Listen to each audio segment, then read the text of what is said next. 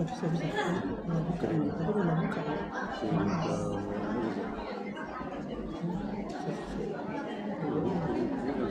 Coba.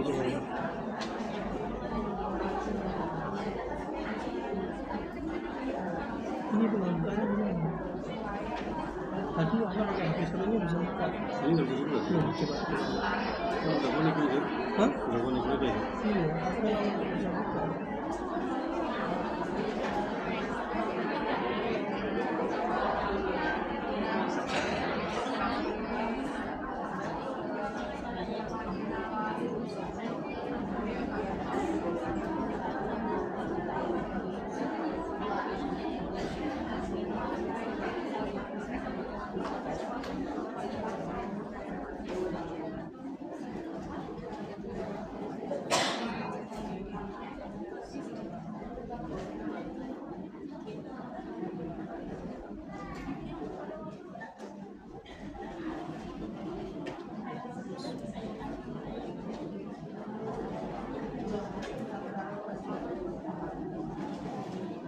Oh, nggak bisa.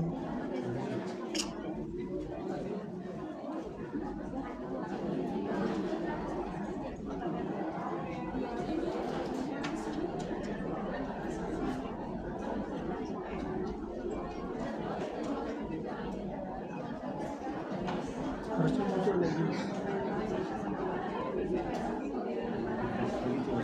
Coba gimana caranya? Kalau ada restart bisa, Bisa.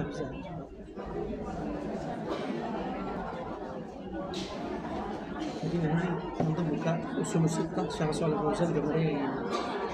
ini nggak bisa di share, ini bisa. Gimana caranya bisa?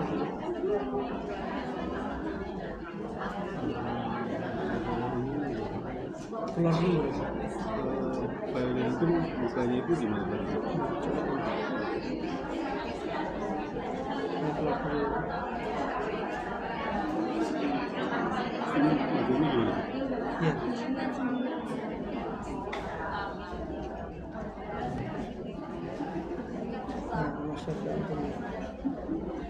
Share random ya. Ke pakai story.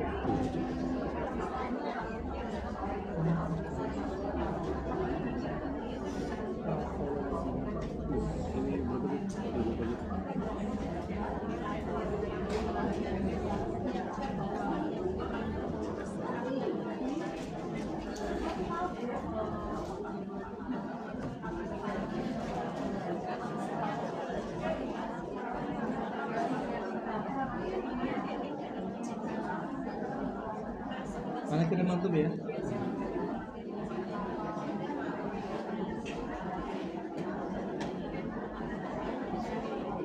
Jadi oke.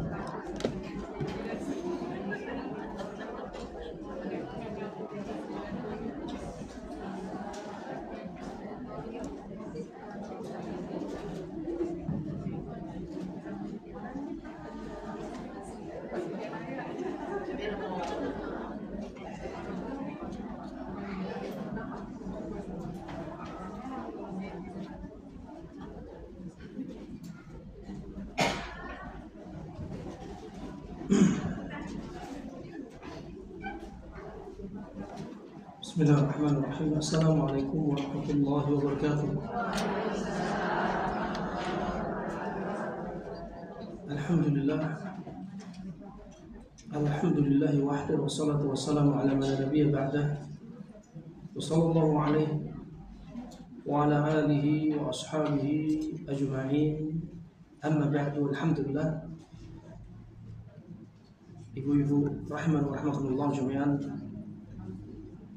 Dengan izin Allah subhanahu wa ta'ala, Allah pertemukan kita kembali dalam pertemuan yang semoga Allah jadikan keberkahan untuk melanjutkan satu kitab terkait dengan akidah sekaligus tauhid, yaitu Al-Usul As-Sittah. Kitab Al-Usul As-Sittah. Nah, kitab ini termasuk kitab yang perlu dan sangat penting, bahkan seperti kebutuhan makan wajib bagi kita. Wajib kita tahu, kalau ada kebutuhan makan primer, maka ilmu ini juga demikian, termasuk ilmu yang primer untuk kita miliki. Terkait dengan judul kita pada kali ini bersama MT Al-Mafaza, kita bahas Al-Aslu Al-Khamis, yaitu pokok yang kelima. Pokok yang kelima yang perlu kita pahami. Nanti akan kita kupas. Kalau kita salah memahami ilmu agama, kita bakal tersesat. Berikutnya, kalau kita terjebak dalam pembahasan ini, ternyata bukan hanya sesat. Berapa banyak orang mengalami penyakit non medis gara-gara pintu satu ini kebuka, menjadikan setan sebagai wali. Dan tema kita kali ini tema yang kaitan akidah, terkait dengan kesehatan psikis, fisik, dan iman kita juga. Sekali lagi, syariat Allah, kata sebagian para ulama, tak luput dari hikmah. Di antaranya hikmah sehat. Sehat iman, sehat juga fisik. Jangan dipikir ilmu akidah kita gak butuh, ilmu tauhid kita gak butuh. Berapa banyak muncul penyakit, hampir setiap hari kami dapati orang sakit gara-gara hatinya yang sudah dibuka untuk masuknya iblis dan pasukannya. Rahimahullah jami'an. Al-Aslu Al-Khamis nanti akan ditampakkan di layar dari lafaz teks asalnya bahasa Arabnya. Bayanullahi subhanahu liawliyaihi wa tafriquhu bainahum wa bainal mutasyabbihina bihim min a'da'illahi al-munafiqina wal fujjar. Wa yakfi fi hadha ayatun min surati Ali Imran wa hiya qawlu qul in kuntum tuhibbunallaha fattabi'uni yuhibbukumullah. Nah, Allah Subhanahu wa ta'ala menjelaskan di sana ada wali-wali Allah Subhanahu wa ta'ala, dan dibedakan antara wali Allah dan walinya setan. Hakikatnya wali Allah lah ini yang akan bersatu di atas satu kalimat la ilaha illallah. Dan akan ada ceritanya persatuan kita bersatu di atas wali syaitan. Wali syaitan bersatu tidak ada ceritanya, tapi wali Allah lah yang akan bersatu.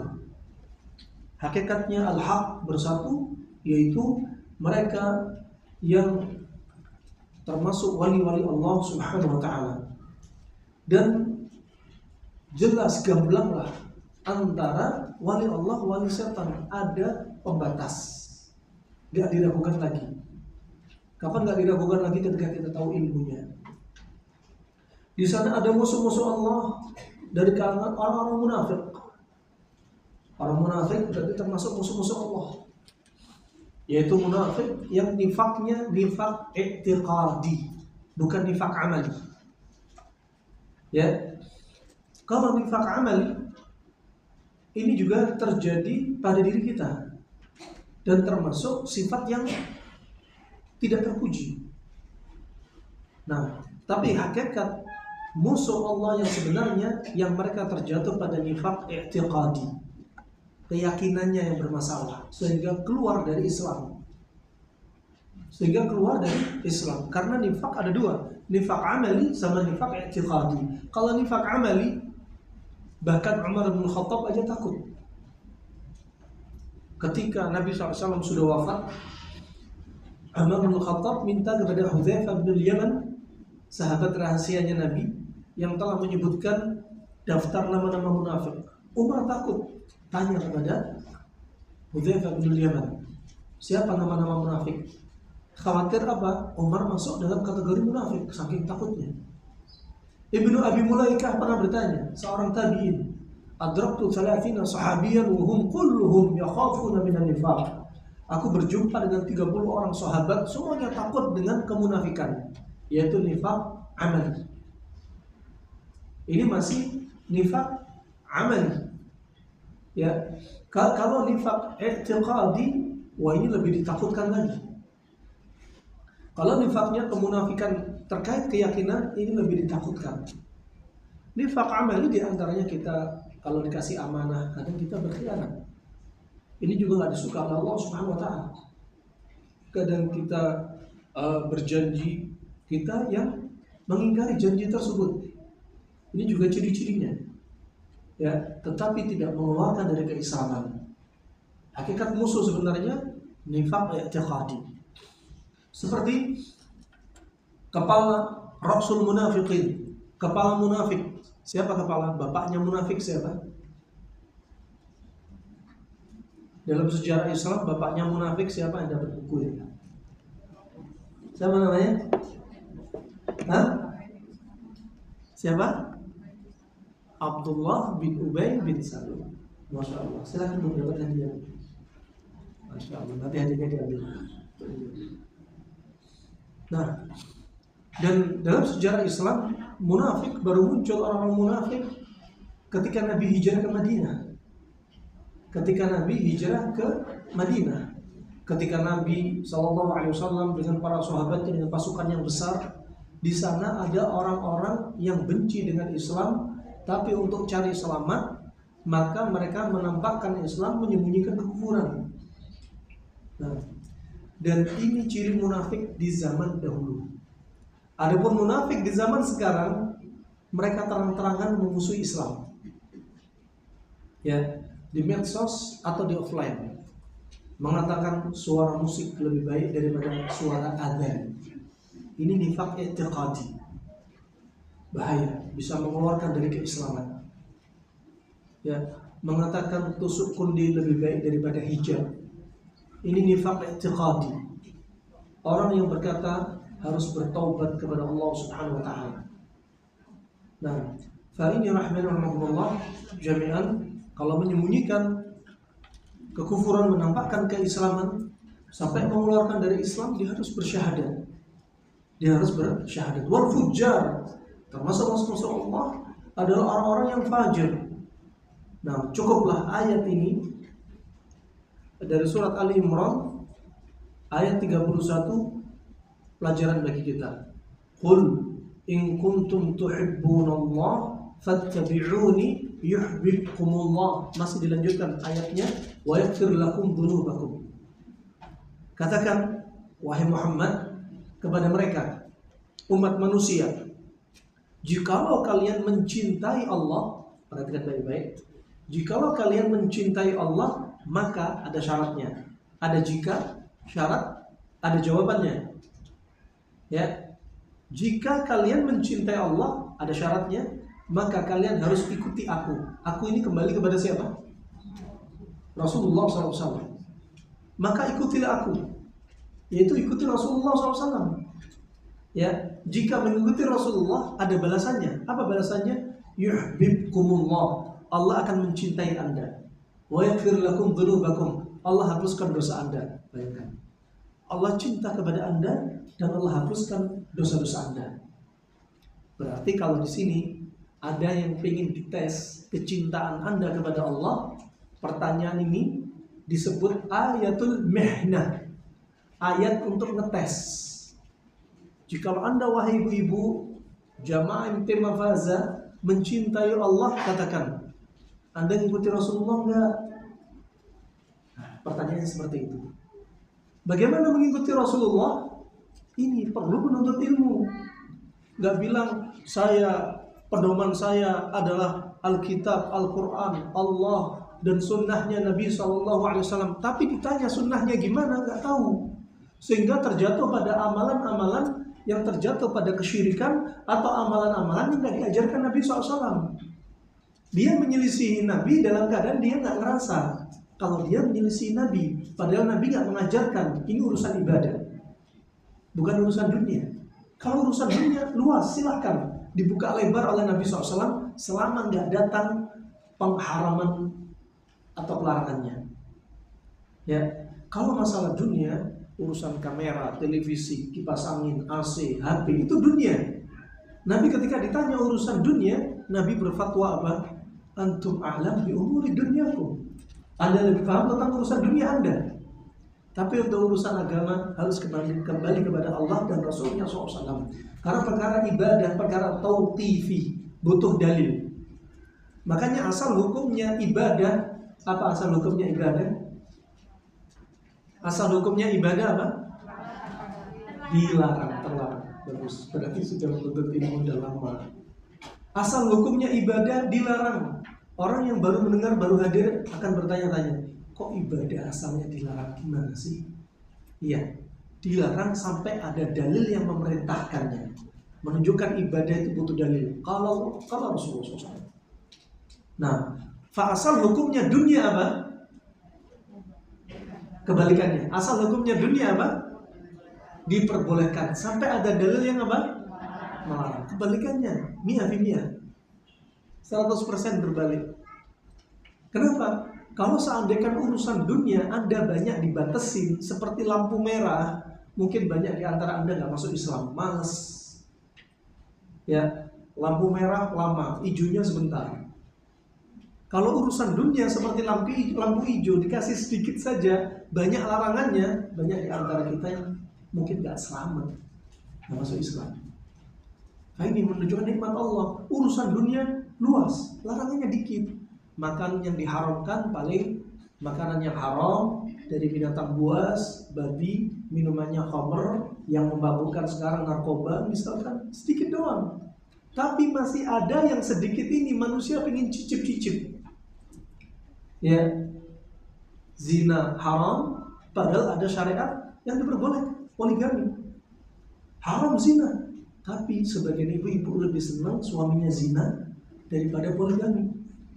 Ada terbalik, subhanallah. Kemudian urusan yang lainnya juga, potong jenggot, ini masya Allah. Disebutkan Nabi SAW, a'ful lihya wa qassus syarib. Ya, biarkan jenggot tumbuh. Kalimat biarkan kata perintah apa bukan?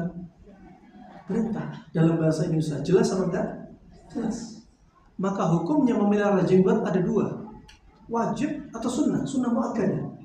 Selesai. Enggak ada ceritanya hukumnya jenggotan haram, hukumnya jenggotan makruh, hukumnya jenggotan boleh. Bukan. Antara dua, wajib atau sunnah muakkadah. Sunnah mendekati wajib. Nah, saking dianjurkan, dan Nabi SAW jenggotnya paling tebal, gak pernah mencukur jenggotnya. Wa kana lihatin Nabi SAW tamlau sadra. Ini masalah ringan, sampai masalah berat, masalah akidah dibahas dalam Islam. Nah, subhanallah, sangat disayangkan umat Islam bilang apa? Ciri-cirinya teroris jenggotan, ciri-cirinya orang ekstrem jenggotan. Dan mereka nggak tahu Nabi mereka kayak apa.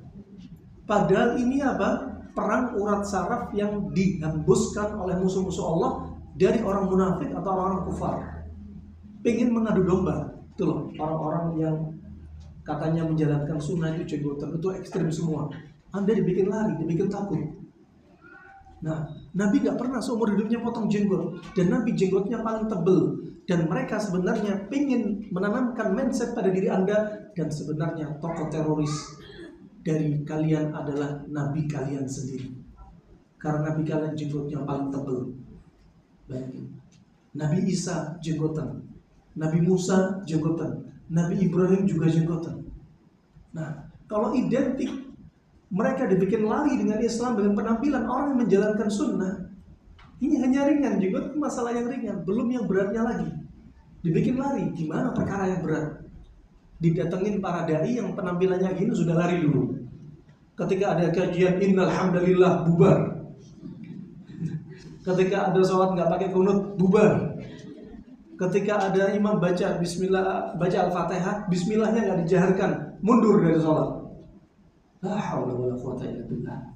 Kenapa perpecahan banyak terjadi? Karena awal mulanya kebodohan diri kita. Syekh Ibnu Utsaimin ketika menyebutkan hadis Nabi SAW sebelum meluruskan shaf, istawu wa la takhtalifu fatakhtalifu qulubakum. Rapat dan luruskan shaf. Kalau nggak rapat, nggak lurus shafnya, Allah akan cerai beraikan hati kalian. Kata Syekh Ibnu Utsaimin, awal mula percerai beraikan kaum muslimin karena shafnya nggak rapat, hatinya dicerai beraikan. Sekarang ada orang ingin rapetin shaf, kakinya malah menjauh. Dirapetin lagi, kaki yang sebelahnya nginjek kaki orang yang mau ngerapetin. Wah, ini terjadi. Ada yang bilang dai-dai yang syubhat, mereka mengatakan ya setan ketika shaf itu nggak dirapetin, setan itu masuk seperti anak kambing. Kalau menurut saya biarin shafnya renggang, biar setan ikut sholat. Ini gagal paham. Nah ini rahimahullah jami'an. Sekali lagi, kalau kita nggak pegang pedoman, kita akan terjebak oleh wali-wali syaitan. Makanya kalau Anda betul-betul mencintai Allah, buktikan. Qul in kuntum tuhibbunallah. Kalau Anda mencintai Allah, yuk buktikan. Sini. Apa buktinya? Fattabi'uni.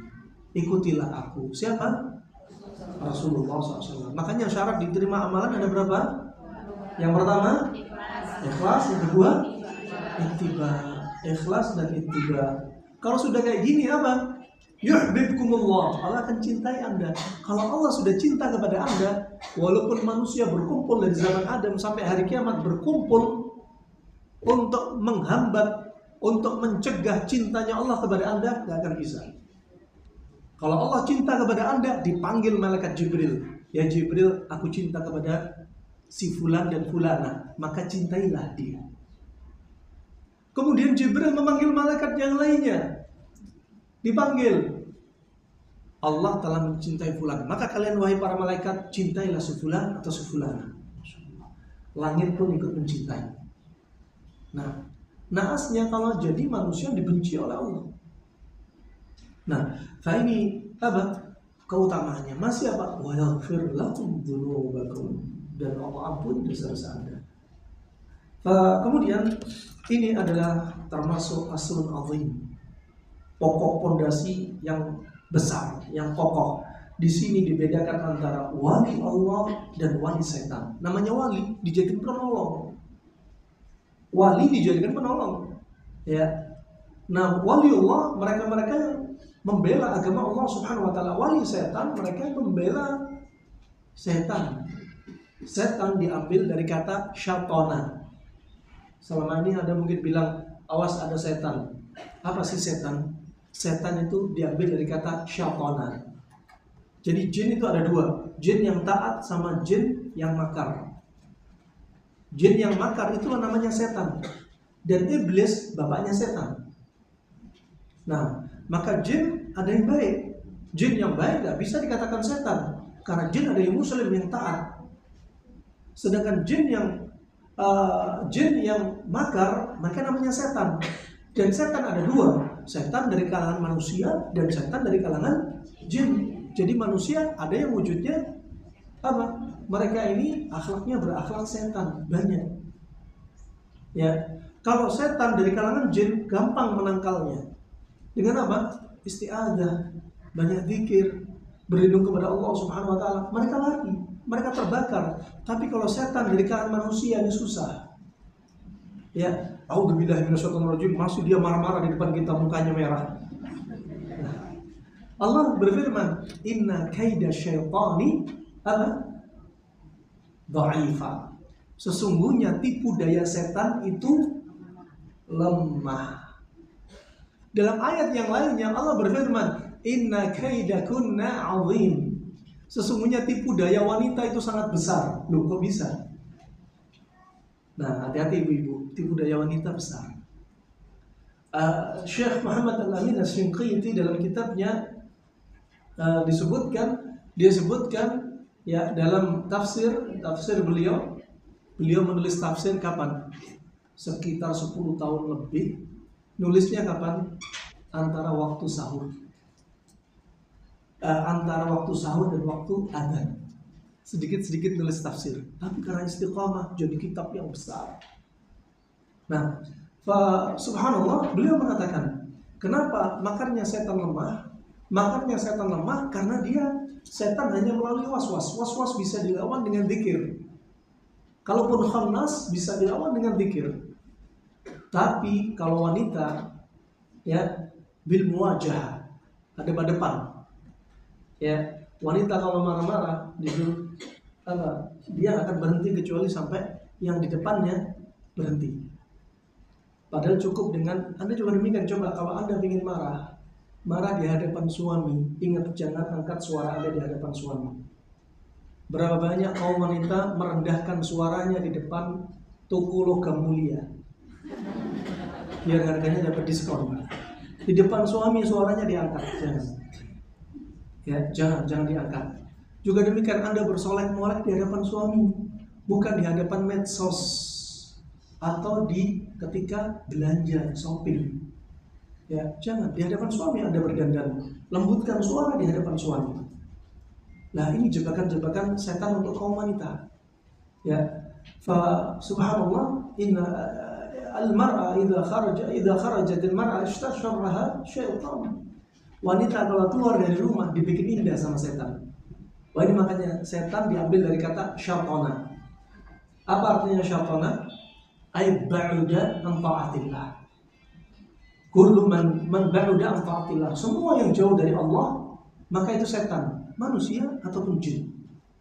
Ya, Anda kalau lagi marah, pengen marah di hadapan anak, pengen marah di hadapan suami, cukup satu kata saja. A'udzubillahi minasyaitonir rajim. Selesai. Akan pudar. Sebagaimana hadis Nabi SAW, ketika ada dua orang sahabat yang saling mengangkat suaranya. Kata Nabi, aku tahu satu kalimat yang akan menghilangkan amarah mereka. Dengan isti'adzah. Simple. Anda isti'adzah, gak usah gengsi isti'adzah. A'udzubillahi minasyaitonir rajim. Selesai sudah. Kalau Anda gak baca dikirimnya terus, Anda dikirim, dihembusin, dibisikin sama setan, korin Anda bisikin, Anda jadi apa? Wanita pemarah. Gak bisa nahan emosi, juga akan muncul penyakit. Ya, layaknya Anda membakar kayu bakar dikasih bensin. Anda akan muncul penyakit yang sifatnya panas gara-gara amarah Anda. Tensi naik, asam lambung naik, emosi labil, ya, kemudian kulit kering, ya, kemudian juga jantung semakin panas. Nah, gara-gara apa? Nah, terkait dengan hati. Kemudian kita lanjutkan, rahimahumullah jami'an. Wa ahlul batil kadang menamakan wali setan dengan wali Allah, dibalik namanya. Contoh, di negeri kita ada orang yang menggunakan praktek menggunakan muamalah dengan jin, tapi dijuluki orang pintar. Orang pintar wali Allah apa wali setan? Wali setan, tapi diganti namanya orang pintar. Padahal harusnya bilang wali Allah, wali setan. Dia bukan wali Allah. Nah, dan ini banyak sekali terjatuh pada jebakan ini. Coba contoh, mungkin Anda bakal mendapati kasus di lapangan. Ada orang sakit berobat ke orang pintar. Iya apa enggak? Banyak. Di antaranya ada biar jadi anak soleh, si ibu hamil dibawa ke orang pintar. Disembelihkan ayam cemani, dimandiin si ibu hamil. Ketika lahir, biar anak gak sakit-sakitan, dimandikan ayam cemani. Ini ayam cemani disembelih untuk Allah apa untuk setan? Ini wali setan, tapi berkedok apa? Wali Allah. Penampilannya orang alim, berucap-ucap seperti orang alim. Ya, cari teman-teman komunitas orang alim, tapi dia hakikatnya wali setan. Kalau ada orang seperti ini, lihat anak Anda tiba-tiba permisi, atau anak tetangga Anda lihat ketika lahir mengalami apa? Ada yang jantungnya bocor. kasus kongenital, tapi apa? Disebabkan setan. Ada jantung bocor pada anak gara-gara apa? Darah kental, karena kasus medis. Darah kental ibu hamil parah, D-dimernya lebih dari 500, kolesterol tinggi, asam urat tinggi, gula darah tinggi, darahnya kental pekat. Akhirnya apa? Disupport ke tali pusat, ke janin, janinnya dorong darah kental, jantungnya lelah. Ketika lahir, jantung bocor. Ini contoh kasus medis. Atau ada infeksi pada ibu hamil, juga bikin jantung bocor.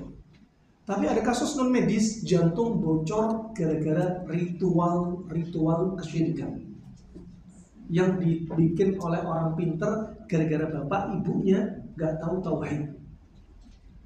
Jantung bocor, autis, hiperaktif, Down syndrome, epilepsi, terus ternyata kasus ini. Demi Allah kami dapati berkali-kali sampai datang ke rumah. Ya, ada yang epilepsi 12 kali serangan. Dokter anak angkat tangan, dokter saraf angkat tangan. Dikasih obat sampai anaknya lemes. Ya, kita bilang ini bukan medis, ini non medis. Ternyata anak ini kena epilepsi karena apa? Kakeknya praktek ilmu sihir. Cucunya jadi tumbal. Kalau kakeknya meninggal, kalau ada orang belajar ilmu-ilmu, mau ritual-ritual seperti ini, mereka biasa menggunakan tumbal. Seperti kalau Anda misalkan taruh di rumah Anda harimau. Harimau setiap hari kasih makan nggak? Kasih makan. Pemiliknya harimau ini meninggal. Si kakeknya meninggal. Harimau nggak ada yang ngasih makan. Setan nggak ada yang ngasih makan. Harimau kelaparan, yang dicari adalah anak dan cucunya. Berapa banyak penyakit muncul karena praktek kesyirikan. Ini makanya jangan tertipu sama wali setan. Al-ibrah bil haqa'iq wa laysa bi kathrati al-musammayat wal kalam wal alqab. Pelajaran yang bisa Anda ambil adalah apa? Hakikatnya sesuatu, bukan banyak-banyakan nama. Hakikatnya dia dukun, tukang sihir, tapi namanya dirubah. Orang pintar. Hakikatnya ini minuman memabukkan, menutup akal, dikasih nama. Ya, kasih namanya misalkan minuman suplemen pasangan suami istri, padahal mabuk. Biar laku. Nah, hakikatnya bukan nama, tapi isinya, kandungannya. Nah, subhanallah, banyak sekali kalau Anda perhatikan, mungkin diri Anda di sini ada yang mengalami. Karena setiap hari mesti kami dapat. Kenapa? Negeri kita bukan negeri tauhid. Negeri identik dengan ritual. Ritual akan membawa penyakit dan malapetaka. Coba dengerin saja kalau ada di rumah Anda, ya perhatikan diri Anda. Contoh, kemarin kami dapat kasus ada pasien kanker lidah, kanker otak, payudara kanan sampai diangkat, pindah payudara kiri, kemudian kanker rahim, kemudian kalau jatuh terus satu arah, misalkan kanan, sering jatuh, dan ini nggak wajar. Ya, yang anak ada yang di antaranya ada pasutri nggak hamil. Sebelum hamil, sebelum nikah, kemarin juga dapat kasus, ada orang nikah prosesnya panjang, dibikin gagal proses pernikahan. Ketika sudah nikah, nggak hamil, dibikin kasusnya kayak medis, tuba falopi menyempit, ovum nggak bisa keluar bertemu dengan sperma, ovarium mengecil. Ini memang semua medis. Ada teratoma seperti ada tumor di rahim wanita setelah dioperasi oleh para dokter. Anda lihat di Google namanya teratoma. Dibuka isinya ternyata ada tulang, ada gigi, ada rambut. Nah, mungkin orang medis melihat ini memang teratoma, ada seperti unsur organ. Tetapi dari kasus non medis ini bisa kiriman. Nah, ada kasus stroke, ada sampai kami dapati orang gila. Dia gila, kakeknya gila, pamannya gila, anak paman gila. Ini nggak sembarangan. Ada kan penyakit jantung, bapaknya kena, kakeknya kena, anaknya kena, tangannya basah juga, kakinya basah juga, aritmia pada jantung. Nah, ini Anda harus curiga. Kenapa? Tanya, dulu nggak ada kakek Anda jawara, punya ilmu kebal, punya ilmu sihir, pinter ngobatin, tapi ngobatin pakai bantuan jin. Ya, ada yang mungkin ada di antara Anda di rumah atau bapak Anda, kakek Anda nanam pohon namanya pohon suci. Padahal diisi jin. Naruh bukhul-bukhul di rumah. Kalau Anda sering sakit dan ada indikasi seperti ini, ketahuilah Anda jangan disibukkan dengan pengobatan medis alternatif, akupunktur atau herbal. Sibukkan dengan ruqyah. Bisa jadi orang yang di rumah sakit Darmais kena kanker, banyak juga diantaranya karena jin nasab atau juga sihir. Nah, banyak orang masuk rumah sakit jiwa belum tentu karena stres murni, tapi ada karena jin nasab. Jadi tumbalnya kakek-kakek. Ada juga orang yang mungkin berobat kena stroke, ternyata sama, ada riwayat jadi tumbalnya. Subhanallah, sebagian ulama menyebutkan ciri-ciri rumah yang banyak jinnya, di rumahnya banyak tikusnya.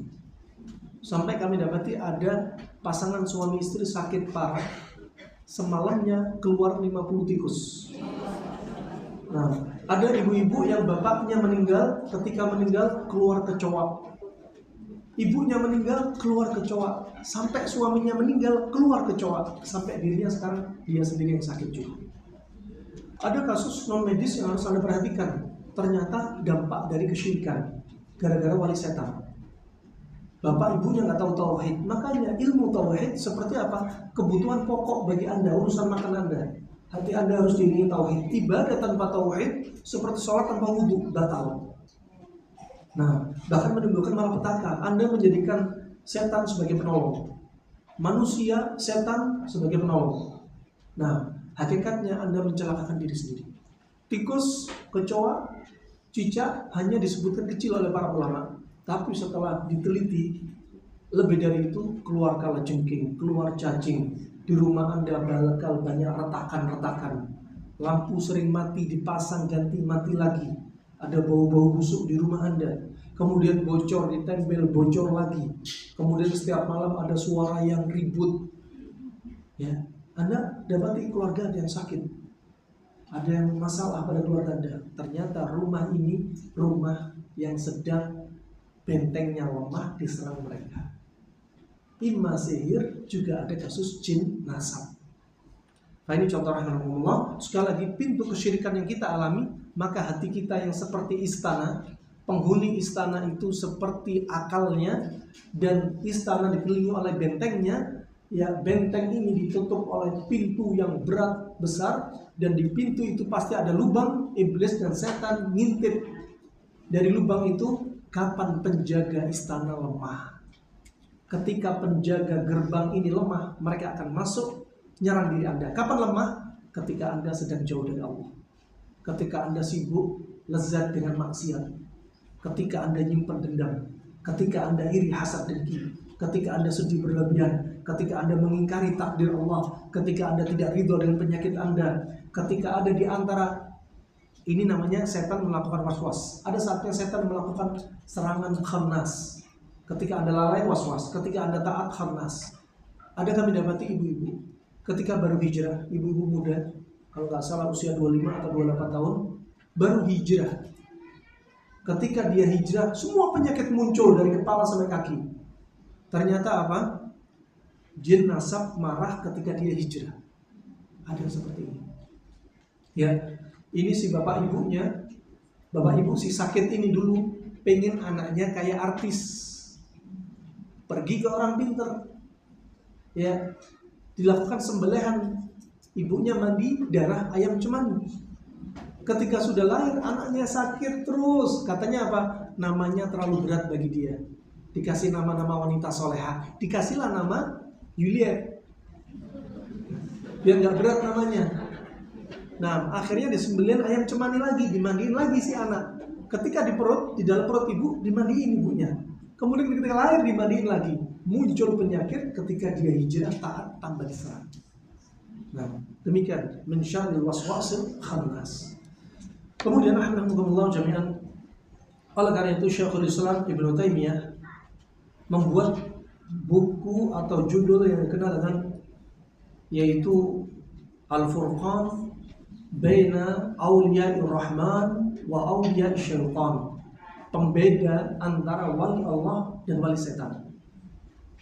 Ya, sebagaimana dalam surat Al-Ankabut sering kami sebutkan, di antaranya ketika Allah berfirman dalam surat Al-Ankabut ayat 41 ini, mathalul ladzina ittakhadhu min dunillahi awliya'a kamathalil ankabut ittakhadhat baita wa inna awhanal buyuti la baitul ankabut law kanu ya'lamun. Mathalul ladzina ittakhadhu min dunillahi awliya. Permisalan orang-orang yang menjadikan selain Allah sebagai wali. Contoh, menjadikan selain Allah sebagai wali, menjadikan kuburan orang saleh sebagai wali, menjadikan pohon sebagai wali, menjadikan penjaga lautan sebagai wali, penjaga gunung sebagai wali, penjaga sawah sebagai wali, penjaga angin sebagai wali. Ini menjadikan selain Allah sebagai wali, menjadikan pohon sebagai wali. Ya, penjaga perempatan jalan, kalau orang Jawa bilangnya malam Jumat Legi, biar gak kecelakaan dipasang bubur. Di kolam renang dipasang bubur, dikasih ke penjaga kolam renang. Ini semua termasuk kesyirikan. Permisalan seperti mereka menjadikan selain Allah sebagai wali, seperti mereka menjadikan rumah laba-laba. Allah yang menciptakan semua makhluknya, dan Allah mengkabarkan kepada kita rumah yang paling lemah adalah rumahnya laba-laba. Kalau kita menjadikan selain Allah sebagai wali, berarti kita seperti menjadi rumahnya laba-laba. Hakikatnya nggak bisa melindungi kita. Rumah laba-laba kena angin putus, kena panas putus, kena hujan putus, dimainin anak kecil putus. Lemah, nggak bisa melindungi Anda. Justru berikutnya, setan akan menyerang diri Anda. Ini dari sisi rumah laba-laba. Ahli peneliti hewan juga menyebutkan, selain rumahnya lemah, penghuni rumahnya juga lemah kekerabatannya. Si pejantan membuat rumah, kawin dengan betinanya. Setelah kawin, si betinanya alias istrinya bunuh suaminya. Pejantannya dibunuh. Setelah betinanya bunting, akhirnya punya turunan. Anak-anaknya si betina ini setelah besar rame-rame membantai ibunya sendiri. Kalau kita mengambil selain Allah sebagai wali, lemahnya seperti ini. Rumahnya lemah, kekerabatannya lemah. Lihat, ada orang pengen anaknya gak sakit, tolak bala, dikasih kalung, jimat, dikasih kaki lonceng, mobil biar gak celaka, digantung kain-kain tertentu. Untuk bangun rumah, atap rumah dikasih telur, dikasih kelapa. Pintu rumah dipasang paku emas biar setan dan jin gak masuk. Nah, dipasang bukhul-bukhul kiri kanan rumah, dipasang tanaman suci. Suami, istri juga demikian. Kalau nikah pakai cincin dublah. Yang dublah hakikatnya seperti tiwalah. Biar rukun suami istri. Pakai diisi jin. Lihat, orang yang pakai dublah justru pasangan suami istri yang tengkar terus. Bisa-bisa gak punya anak. Kenapa? Anda menjadikan selain Allah sebagai wali. Ya, ada di antaranya anak kalau sudah gede, sudah sekolah, meninggalkan rumahnya, ngekos, kampus, dikasih sama bapak ibunya, dikasih jimat di dompetnya. Nah, ini semua penyebab malapetaka. Tiba-tiba anak tambah kecelakaan, anak tambah sakit, masyaallah. Baik makarnya mereka, rahimahullah. Maka jangan kasih setan celah. Ya, jangan jadikan mereka sebagai wali. Nah, kemarin kami dapati juga ada ibu-ibu jatuh terus, jatuh dari atap, mau naik bis, busway, mau naik bis, jatuh lagi. Gak wajar. Setelah diruqyah sebentar, langsung muntah, dan setelah sekian tahun gak haid, pada usia 53 tahun langsung haid sekali ruqyah. Ternyata ada riwayat kakek-kakeknya menjadikan dia sebagai tumbal. Ini makanya hati-hati.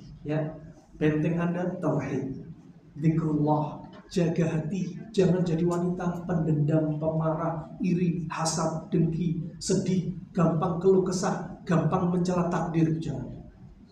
Coba ada satu hadis yang ingin kita sampaikan, itu Anda oleh-oleh. Anda jangan jadi wanita keluh kesah. Sakit dikit ngeluh di medsos, bikin status, ngeluh tetangganya kemana-mana. Kemudian ada masalah rumah tangga, ngeluh, Facebook, YouTube, dikasih keluhan dia. Nah, jangan. Anda punya anak, punya suami kayak apapun, sabar. Kabar gembira dari Nabi SAW, riwayat Al-Hakim dan Mustadraknya disahkan Syekh Al-Albani rahimahullah ta'ala, ketika Nabi bersabda, idza talitu abdi al-mu'min, falam yashkuni ila awadihi. Aku, kata Allah dalam hadis qudsi disebutkan Nabi, aku jika mencoba hambaku dengan cobaan kepada orang mukmin dengan penyakit dan musibah, kemudian dia ini sama sekali tidak mengeluhkan dari cobaan yang aku berikan kepada dia. Kepada apa?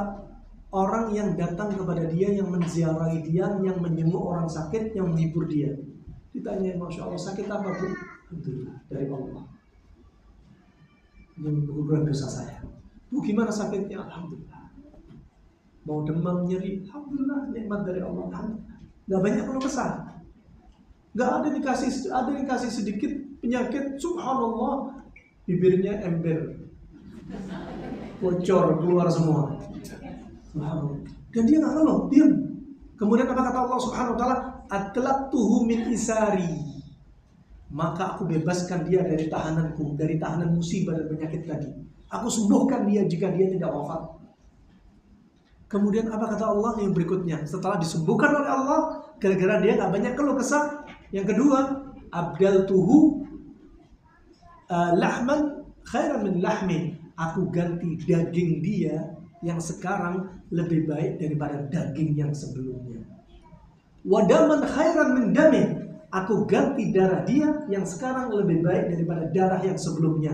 Yang keempat, summa yasta'nafu al-amal. Kemudian dia memperbaiki amalan dia dengan nyaman. Kenapa? Ketika dikasih penyakit, daging Anda lebih sehat. Kenapa? Daging yang tadinya numpuk racun, sumbatan, kolesterol, asam urat, karbon, numpuk, dibersihkan dengan penyakit Anda. Daging Anda ketika setelah sakit lebih sehat. Darah Anda juga demikian. Gara-gara darahnya banyak plak, sumbatan, pembuluh darahnya kaku, kotor, kental, pekat. Ketika Anda sakit, dibersihkan darah Anda. Darah Anda lebih baik dari sebelumnya. Makanya sama sekali jangan pernah mencela penyakit. Walaupun hanya demam. Pernah ada seorang sahabiah melaknat demam. Allahumma al'an al-humma. Semoga Allah laknat demam ini. Kata Nabi SAW, la tal'an al-humma. Jangan cela demam. Demam dengan demam, kotoran, sumbatan, kelembapan dalam tubuh Anda, racun, bakteri, virus, jamur digodok, dipanasin, kemudian dikeluarin, dibuka pori-pori kulit, dibikin Anda berkeringat. Obat gratis dari Allah Subhanahu Wa Taala. Jangan pernah suudzon dengan apa yang Allah berikan kepada Anda. Apapun itu, husnudzon selalu. Kalau ada takdir buruk itu menurut apa? Sudut pandang pendeknya kita. Takdir buruk menurut kita di sisi Allah nggak ada buruk-buruknya. Karena semua itu untuk menggugurkan dosa kita. Nah ini diantaranya ahli rahmatullah jami'an. Kemudian Allah Subhanahu Wa Taala berfirman dalam surat Yunus ayat 62. Ala inna awliya Allahi la khawfun alaihim wa lahum yahzanun.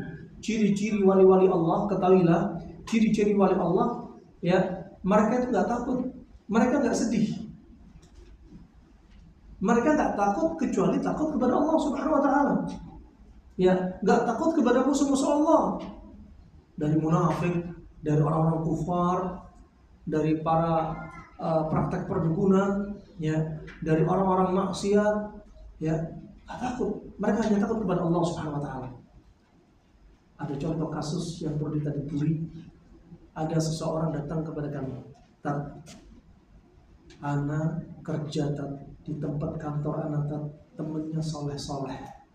Sholat malamnya kalau mereka cerita, sholat malam rutin, infak sedekahnya rutin, kemudian birrul walidainnya masya Allah. Tapi 40-60 orang ini semua cerita kepada saya sudah berzina. Kenapa berzina? Takut sama istri. Nah, hati-hati. Terjadi seperti ini. Jakarta lebetnya fitnah. Jabodetabek komplit fitnahnya. Tapi masih mending, kesyirikan lebih mending. Anda lihat bencana, musibah sering terjadi di pegunungan, perkampungan. Kenapa? Banyak terjadi praktek kesyirikan. Zina lebih mending daripada syirik. Tapi zina juga termasuk dosa besar. Nah, Gara-gara takut sama manusia, gak takut sama Allah. Tinggal tunggu, Allah akan berikan iqab. Nah, ini contoh praktek yang banyak. Kenapa sering kami sampaikan fakta? Karena sering datang orang mengeluhkan ini, mengeluhkan itu. Penyakit itu bukan hanya karena makanan, karena dosa. Ada juga kemarin lusa ada kasus satu penyakit, ibu-ibu gula darahnya 500 ke atas. Anak ada yang kena autis, yang satunya indigo. Usut punya usut, ternyata keluarga ini sering makan uang haram dari bank. Karena suaminya masih kerja di bank. Hati-hati. Orang yang makan uang haram Allah timbulkan penyakit. Orang makan uang haram, jantung dia sudah kebuka untuk setan bisa masuk. Setan bisa bikin dia kena penyakit. Allah menjadikan perantara melalui setan. Allah kasih dia penyakit, ada yang melalui virus, bakteri, jamur, ada yang melalui setan. Intinya itu untuk menggugurkan dosa dia. Ya, tapi dengan syarat dia harus sabar. Kalau dikasih penyakit nggak sabar, dosa nggak digugurin, habis duit banyak, habis harta banyak, habis waktu kemana-mana untuk berobat, tapi apa? Nggak disembuhkan oleh Allah dan dosa nggak diangkat. Makanya hati-hati. Ya, selama ini kita berpikir kalau sakit selalu pergi ke dokter, minum obat. Kalau sakit kena kanker selalu harus dapat diangkat. Ada kanker payudara harus mastektomi. Miom harus angkat rahim. Ya, serviks harus dibersihkan di serviknya. Coba. Kanker darah mau diapain? Kanker tulang, sekujur tulang mau diapain? Diganti tulangnya. Ya, kanker hati mau diapain? Mau dicangkok lagi. Ada yang kanker karena dendam. Ada wanita dendam sama suami, kena kanker. Ada wanita dendam sama bapak ibunya, kena kanker. Ada wanita yang merasa ibunya pilih kasih, dia kena kanker, dendam ini disimpan. Padahal ibunya udah meninggal. Ini wanita kena kanker. Coba. Ini bukan banyak yang kita ceritakan, bukan kasus fiktif karangan belaka, tapi kenyataan yang apa?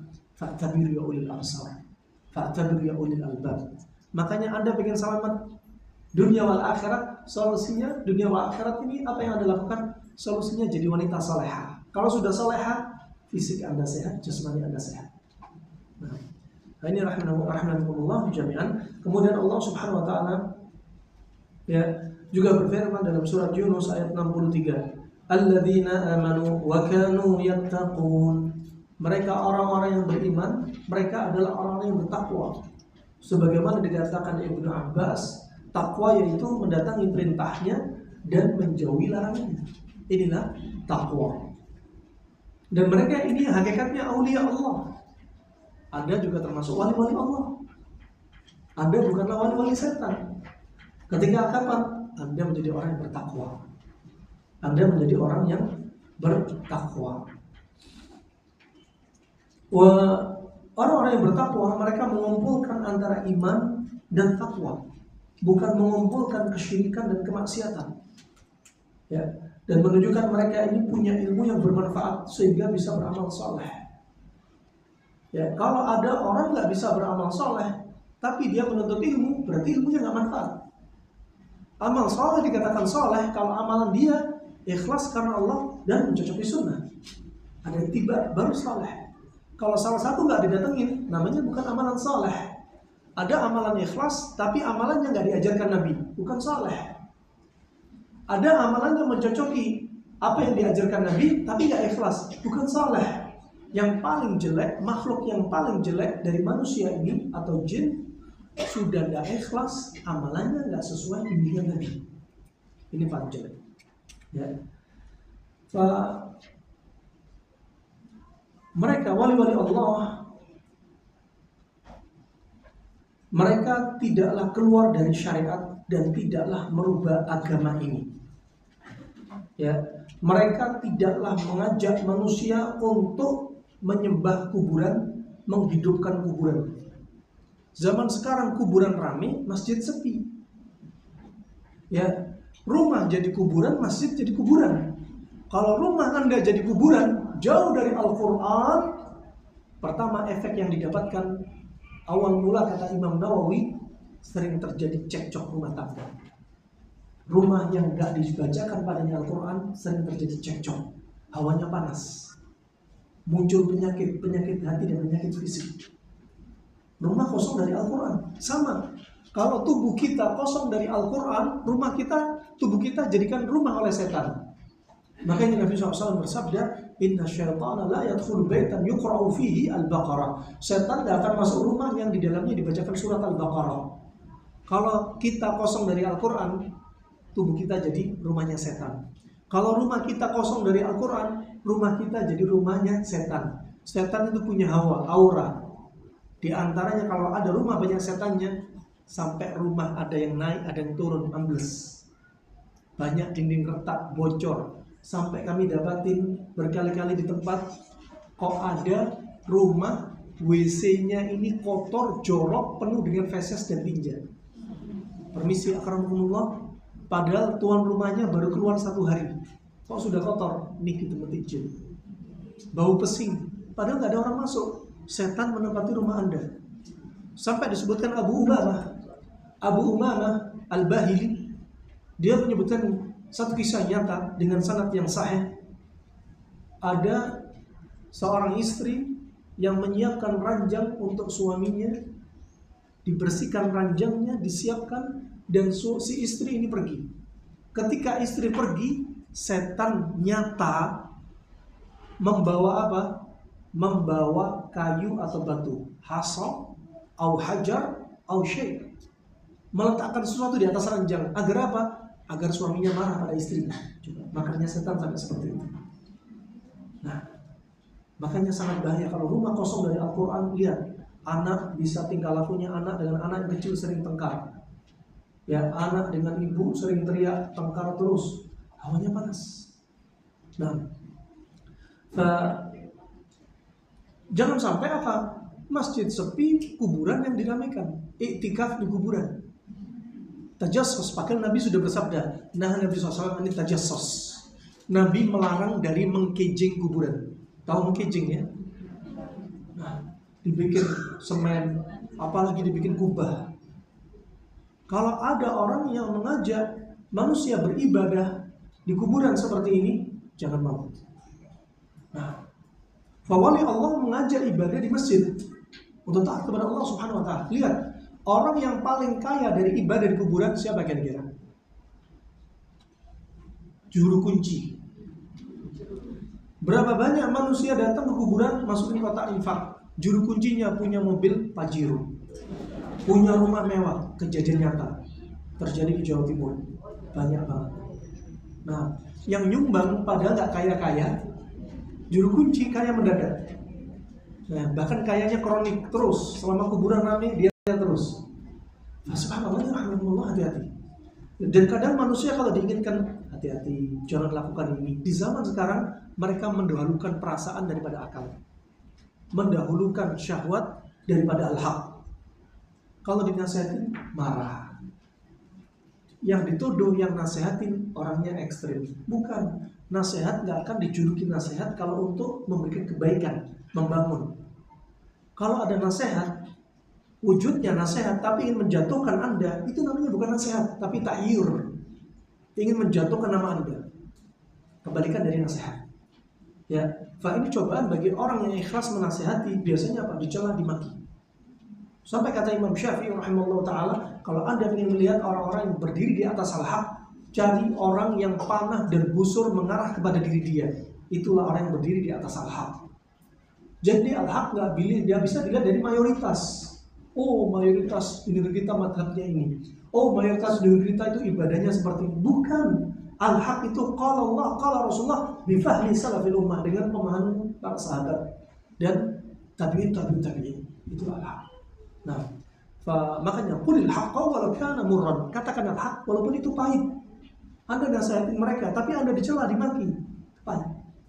Nah, mereka dinasihatin tapi marah balasannya. Nah, ini rahimahullah wasiat dari muallif juga Syekh Shalih Al-Fauzan, juga Anda bisa lihat dari Syekh Shalih Al-Utsaimin. Bukanlah wali Allah kalau mereka mengajak kepada ilmu sihir, perdukunan, ilmu kebal, mengajak Anda kalau sakit berobat kepada mereka pakai telur, dicari mana daerah sakitnya, setelah dipecah telurnya isinya ada jarum. Ini semua praktek yang katanya orang pintar, tapi apa? Hakikatnya sihir dan perdukunan. Ya, bukanlah al-haq itu orang-orang yang punya apa? Khawarik anil adah, yang punya kemampuan yang nggak dimiliki orang lain. Dia sakti dan lain sebagainya, berjalan di atas air, kebal peluru dan lain sebagainya. Bukan, al-haq bukan itu. Nah, dan di zaman sekarang orang yang seperti ini dielu-elukan. Sama di zaman dahulu. Nabi Isa alaihissalam dianggap sebagai Tuhan karena bisa menghidupkan orang mati, bisa menyembuhkan orang buta, orang penyakit baros vitiligo bisa sembuh ketika dibasuh dengan tangan Nabi Isa. Uzair dikatakan ibnullah juga demikian, bisa menyembuhkan orang buta. Nah, kenapa? Khawarik anil adah, punya kemampuan sampai diletakkan kedudukannya sebagai Tuhan. Sampai Nabi SAW 5 hari sebelum wafatnya, Nabi berwasiat, la tatruni kama atratil yahud wa nasara. Kalian nanti jangan sampai hulu berlebihan terhadapku sebagaimana orang Yahudi dan Nasara berlebihan kepada nabi mereka.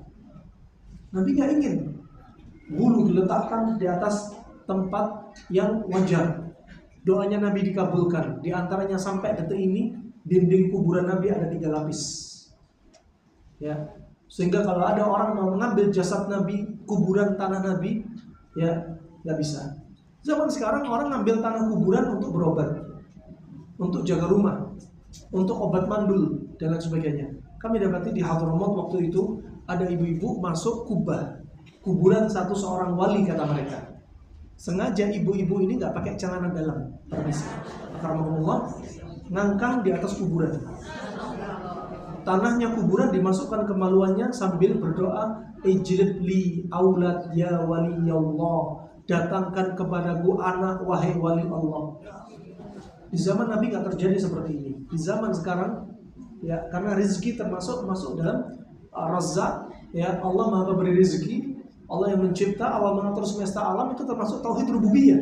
Di zaman Nabi syirik rububiyah nggak terjadi, yang terjadi syirik uluhiyah. Di zaman sekarang rububiyah pun bisa terjadi. Coba, ini gambaran-gambaran nyata. Mereka menganggap wulu terhadap karamat.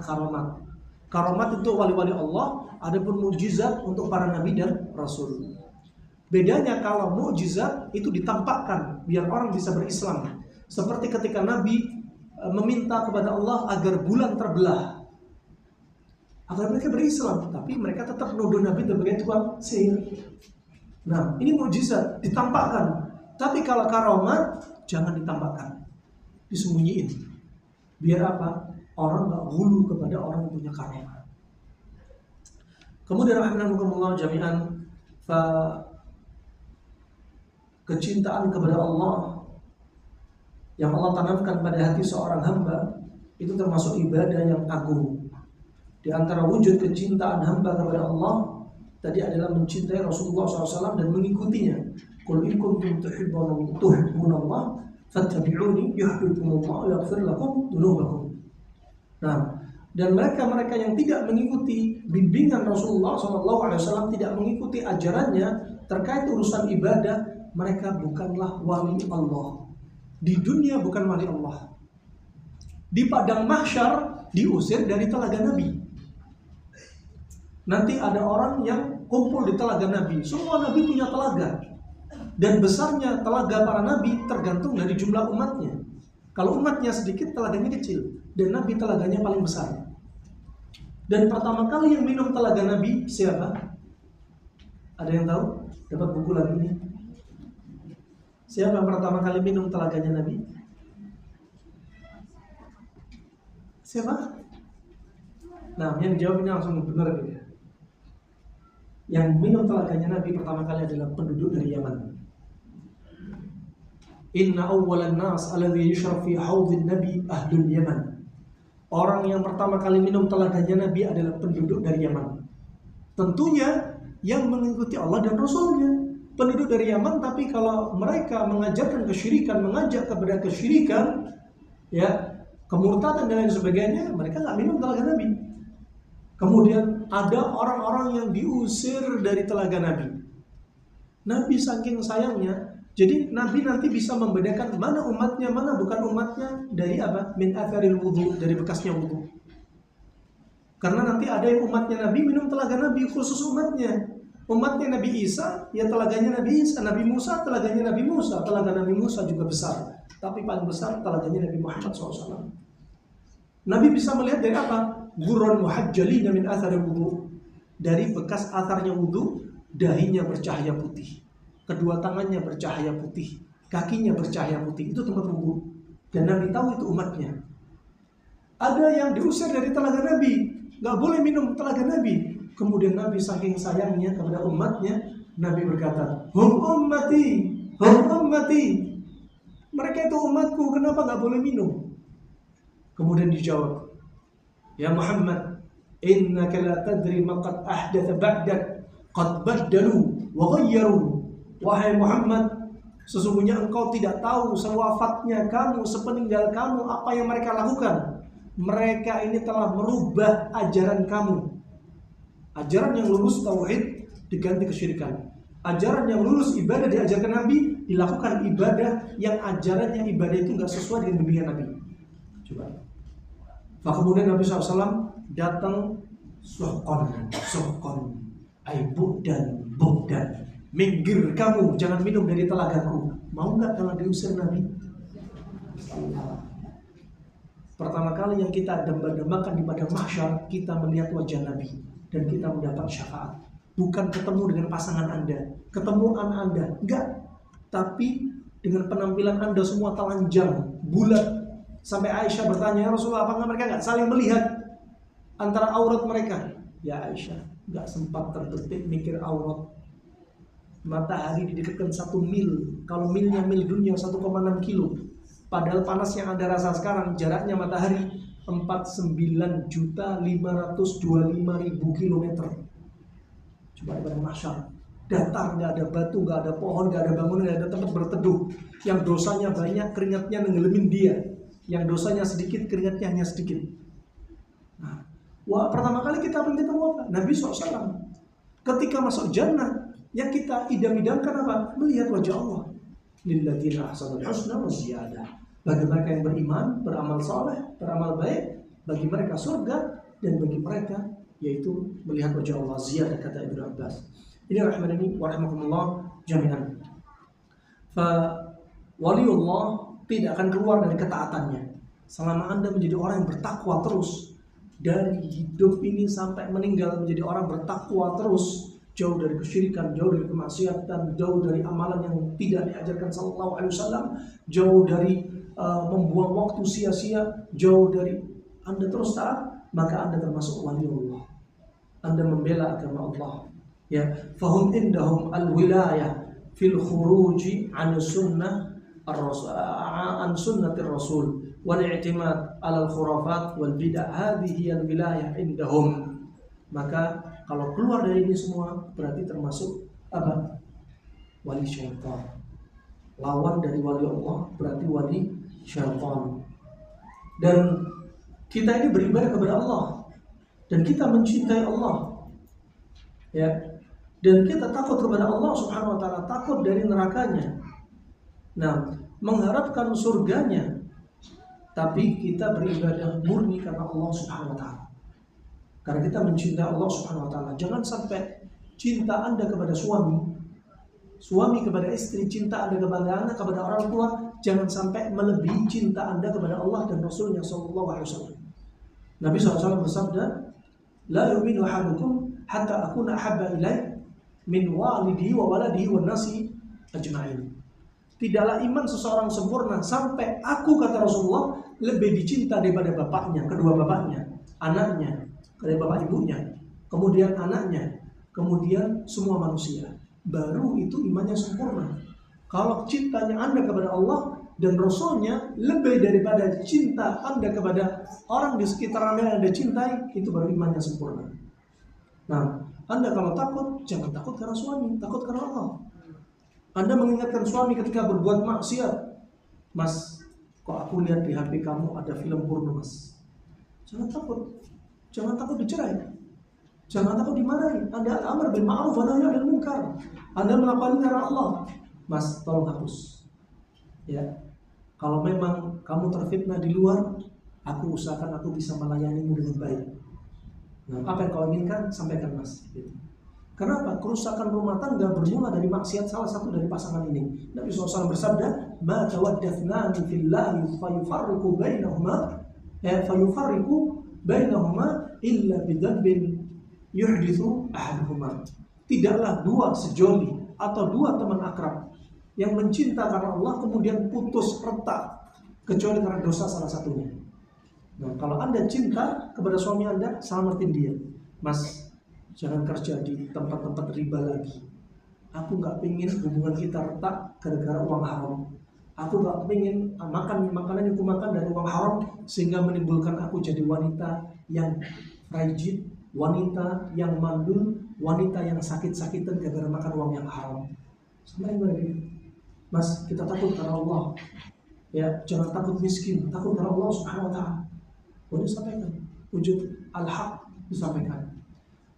Demikian seterusnya apa? Kalau Anda melihat kemungkaran dan Anda tidak merubahnya, Allah akan berikan iqab.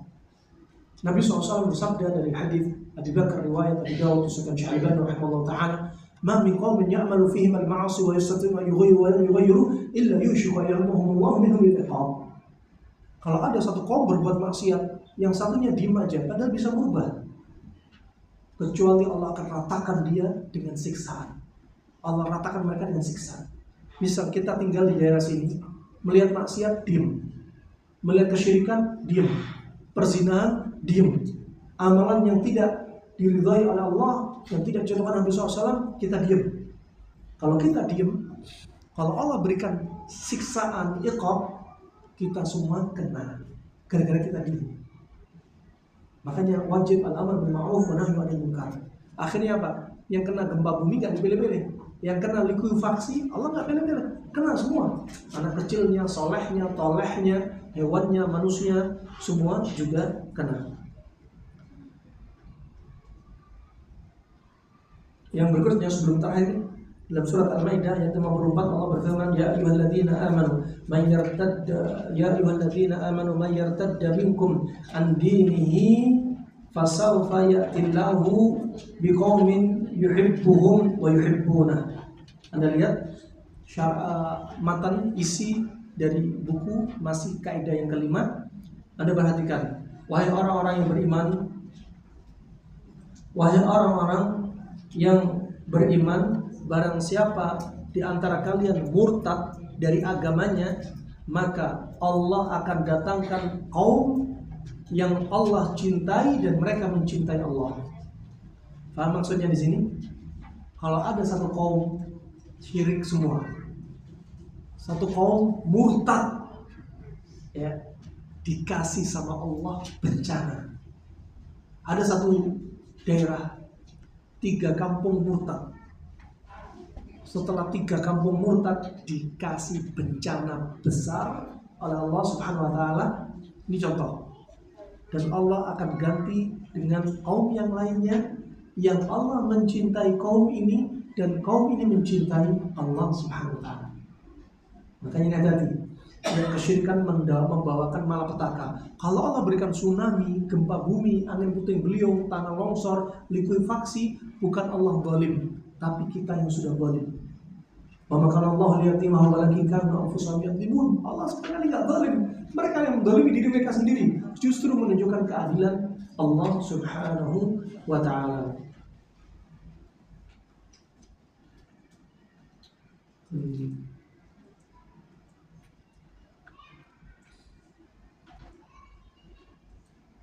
Tapi berikutnya insyaAllah tanya jawab saja karena sudah jam 10. Ada sebagian mau jemput anak sekolah dan ada pertanyaan juga saja.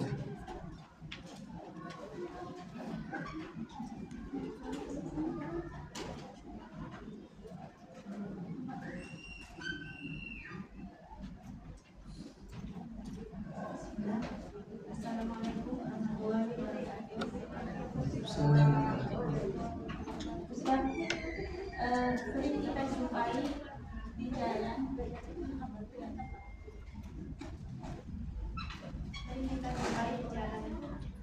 banyak mobil yang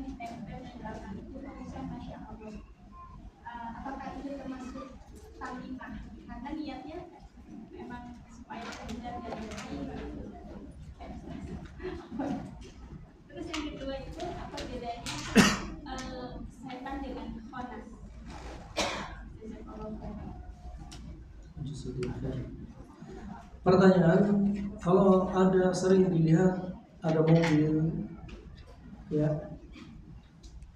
misalkan ada tulisannya Masya Allah, ada tulisannya La haula wa la quwata illa billah, ya, ada tulisannya Masya Allah, Tabarakallah, ya, ada tulisannya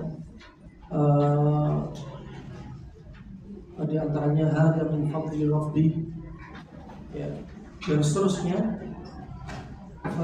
Ini perlu dilihat.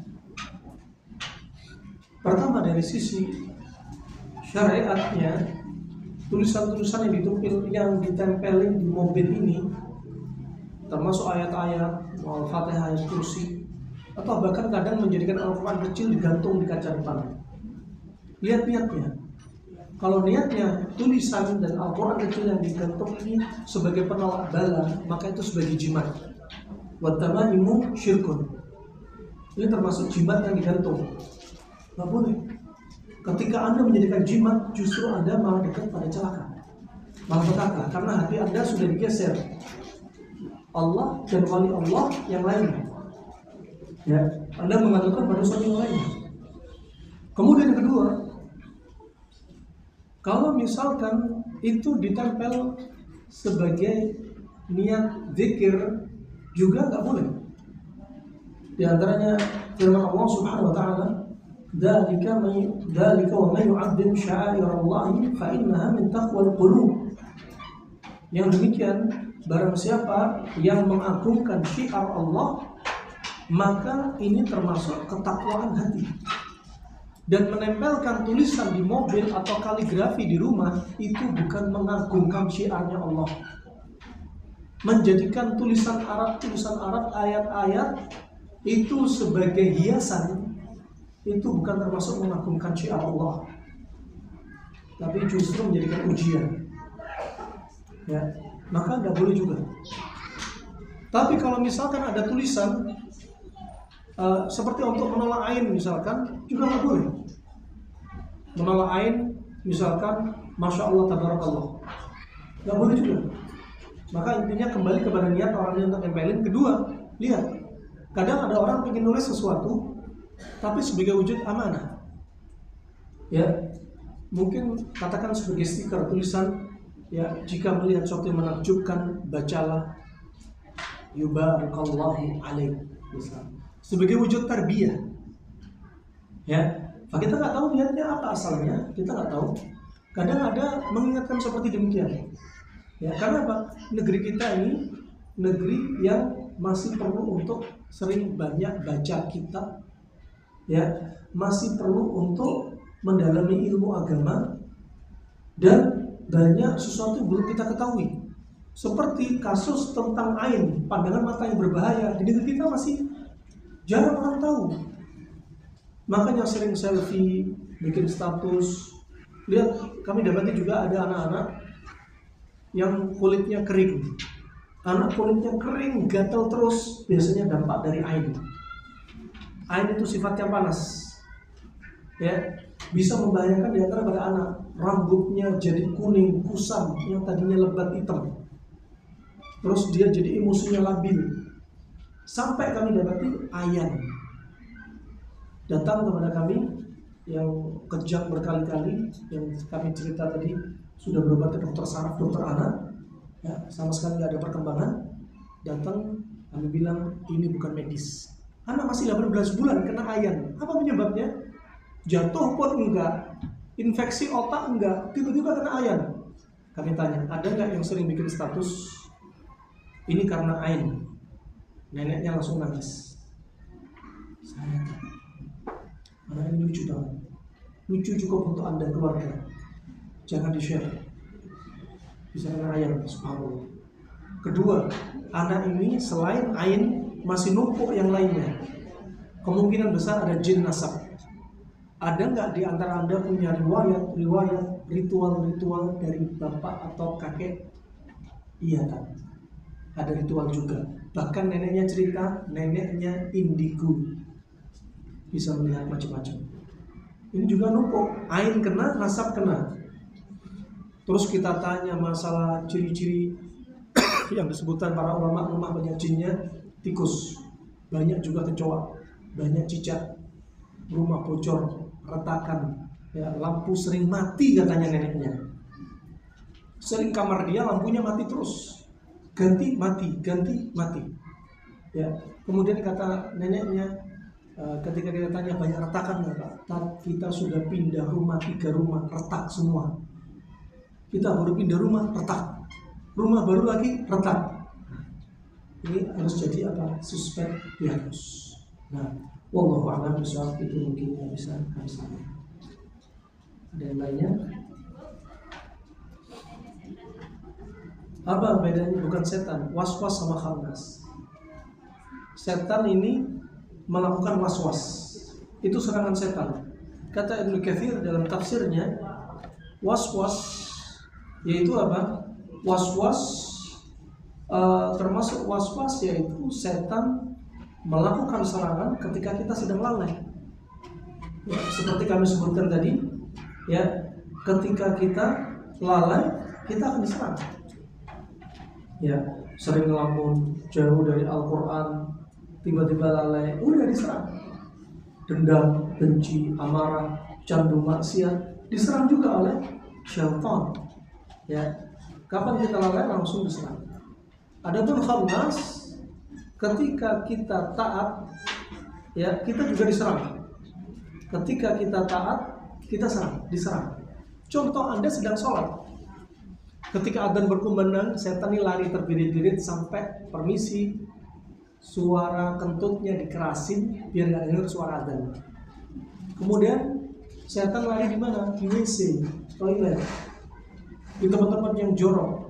Makanya kata Syekh Sulaiman Ar-Ruhaili, ketika dengar suara adzan, Anda jangan masuk toilet, karena sedang banyak berkumpulnya masa kaum jin, ya, sembunyi dari suara adzan. Karena apa? Malaikat nggak masuk toilet, nggak masuk WC. Kemudian ketika Anda sholat rawatib, datang lagi dia. Anda lagi taat pun diserang. Ya. Wah, ketika iqamat ditegakkan, lari lagi. Ketika sholat wajib ditegakkan, datang lagi. Fasyaitan kadzuba idza dubba fa'al. Setan itu seperti lalat. Kalau diusir, dia balik lagi. Itulah syaitan. Ya. Kemudian datang dari hadis Utsman bin Abil As, riwayat Imam Muslim. Utsman bin Abil As pernah menyebutkan, ya Rasul, aku mengeluhkan sakit. Ini asy'uru waja'an mundu aslam, sejak aku masuk Islam. Ini tanda tanya, kenapa sakit ketika masuk Islam? Bisa jadi sakit ketika masuk Islam, bisa jadi waktu itu sakit masuk Islam untuk gugurin dosa dia. Dan aslinya kalau orang masuk Islam, dosa sebelumnya digugurin, kebaikannya dibawa ke dia. Bisa jadi kemungkinannya ketika dia masuk Islam, dia dimunculin sakit, bisa karena makar jin yang ada di dalam tubuhnya. Kemudian kalau sholat Anda dibikin was-was, Nabi mengajarkan untuk apa? Dari hadis Utsman bin Abil As juga, untuk beristi'adzah. A'udzubillahi minasyaitonir rajim. Kemudian Anda meludah ke kiri 3 kali. Mengiri meludah 3 kali. Itu. Kata Syekh Ibnu Utsaimin, kalau Anda berada di masjid yang nggak tahu sunnah seperti ini, nggak perlu meludah, cukup Anda baca isti'adzah. Karena kalau Anda meludah atau tafel ke kiri 3 kali, ya bisa menimbulkan fitnah. Karena mereka belum siap untuk Anda mengamalkan sunnah. Baik, ada yang lainnya?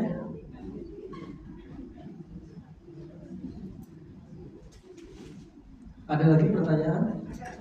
Cukup? Ada? Cukup insyaallah. Ya. Sekali lagi, aulia Allah, sebagaimana disebutkan Nabi SAW, kadang mereka ada yang akbar, rambutnya itu kusut, ya, madfu fil bar, ketika ketok pintu diusir terus. Tetapi lau aqsama 'ala Allah, ya, la abarra. Tapi kalau dia bersumpah atas nama Allah, doa dia dikabuli, sumpah dia dikabuli. Kadang manusia ngentengin, orang-orang yang penampilan mungkin nggak dianggap, dientengin, ketok pintu diremehin. Ya, mereka rambutnya kusam kusut, kenapa? Karena perjalanan. Bisa perjalanan karena taat kepada Allah, menuntut ilmu, perjalanan dia berdakwah, pakainya kusut, ya, kemudian bajunya kusam, pakaiannya kusut, ya, banyak debunya. Ketok pintu, orang takut sama penampilannya. Tapi kalau dia sumpah sama Allah Subhanahu wa taala, ya, atas nama Allah Subhanahu wa taala, kalau dia minta sesuatu, Allah kabulin. Kadang ada orang mengaku wali Allah, penampilannya keren banget, bersih banget, wangi banget, ya, bajunya, mobilnya keren, tapi dia mengajak kepada dakwah syaitan, kepada dia wali setan. Jadi al-ibrah bil haqaiq, pelajaran yang bisa diambil intinya, ya, bagaimana dia. Juga bukan berarti zuhud itu dilihat dari pakaian compang-camping, penampilan gak bersih, bukan itu. Zuhud adalah tarku ma la yanfa' fil akhirah. Artinya zuhud adalah meninggalkan sesuatu yang gak bermanfaat di akhirat. Di dunia Anda tinggalin sesuatu yang gak bermanfaat untuk akhirat. Dan usia kita rata-rata di atas 40 tahun ini, jangan sibuk mikir egois kita masing-masing. Mikir untuk Islam, mikir untuk dakwah, membela agama Allah. Jangan sibuk sudah usia 40 tahun ke atas, sibuk ngambek-ngambekan suami istri. Sibuk apa yang sudah Anda lakukan untuk Islam, untuk orang miskin, untuk dakwah, ya, untuk nyebarin Al-Quran, nyebarin ilmu, itu yang Anda pikir. Sisa waktu Anda wakafkan untuk Allah Subhanahu wa taala, bukan hanya harta. Waktu umur Anda wakafkan untuk Allah Subhanahu wa taala. Itu saja bisa saya sampaikan. Semoga bermanfaat untuk kita semua. Semoga Allah jauhkan kita dari wali syaitan, dan semoga Allah jadikan kita wali-wali Allah Subhanahu wa taala. Allah wafatkan kita dalam keadaan husnul khatimah. Amin ya rabbal alamin. Wabillahi taufiq wal hidayah. Subhanallahumma wa bihamdihi, asyhadu an la ilaha illa anta, astaghfiruka wa atubu ilaik. Wassalamualaikum warahmatullahi wabarakatuh.